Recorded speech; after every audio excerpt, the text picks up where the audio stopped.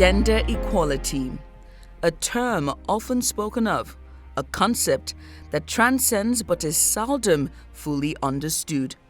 It's not just about equal rights, it's about equal opportunities, equal treatment, and breaking down the barriers that confine us to predefined roles based on our gender. Gender equality advocacy is about forcing society to actually do right by both genders, not just one gender, which is what society has often done, and that's sheer laziness. Well, in Nigeria and in the world, women are 50% of the population. So it's important that women are not only included in the economy, but that women have an active role in the economy.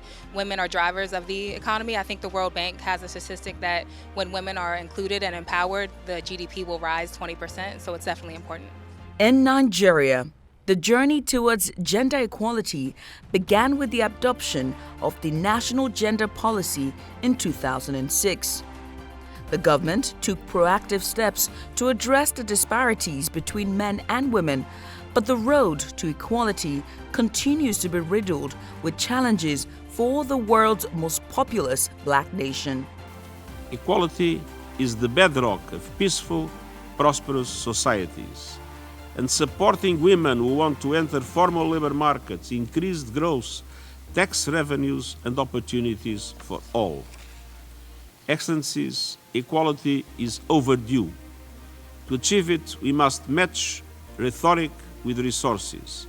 We must invest in women and girls, turbocharge progress, and build a better world for all, and I thank you. You know, the challenges continue, but so long as women continue to make progress, so long as they continue to speak up, so long as they continue to excel in their work, then all of those obstacles would begin to give way. To meet the demand of the growing population of Nigeria, more women need to be enabled to be able to do more, if they want to do more. And tech is a sector and is an opportunity that many of them can leverage to be able to either create better lives or make their life easy. So no, we're not doing enough. The talking is not enough. The talking, first of all, means that information is going around. From information, we're hoping that with time it will turn to action. Politics, too, is not immune to gender biases. Women often find it challenging to attain leadership positions or even exercise their right to vote in some areas. The barriers they face discourage many from actively participating in politics, leading to a significant gender gap in political representation. So I think it's really important that there's that balance, so that women feel more confident in meetings, they feel more confident to express themselves, and they believe that it's possible to actually thrive and do well in the field. The biggest obstacle are actually the men, their superiority. But to me, there will be no need for women to try to measure equality with men. Women were created out of men by God from the beginning. Don't bother trying to become equal, just be yourselves. Be a gender that is yourself. Even though we have a lot of gains over the years, we still see a lot of barriers for women in terms of, getting a foot in the door. There are male-dominated industries that, women are not thriving. We also see situations where we do not get access to the kind of funding and support that we need. We need to be able to start seeing more financial products that suit the woman. Our culture, our tradition, our perception is really a setback to the girl child education. Gender equality is not just a local issue, it's a global discussion. From developed nations to the furthest corners of the world, people are grappling with the question of which gender the world favors more and how to balance the equation. But the truth is, true progress can only be achieved when we all work together to break down the barriers holding women back. Having more women in the workspace, it's a win-win for the organization.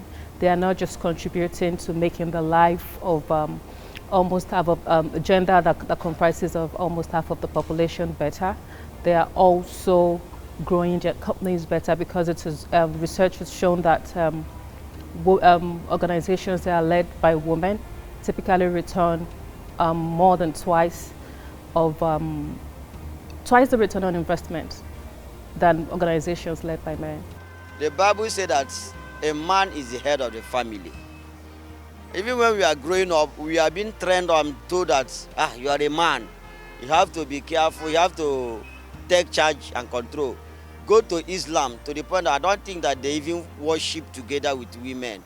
Traditionally too, traditionally recognize man as the head of the family. So these are factors that will make it very difficult for us to achieve gender equality in Nigeria. Look, first of all, a man is born by a woman.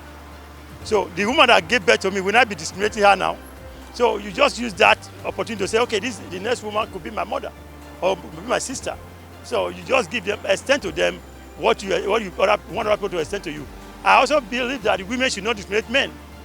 Men should not discriminate women. So it should be an equilibrium.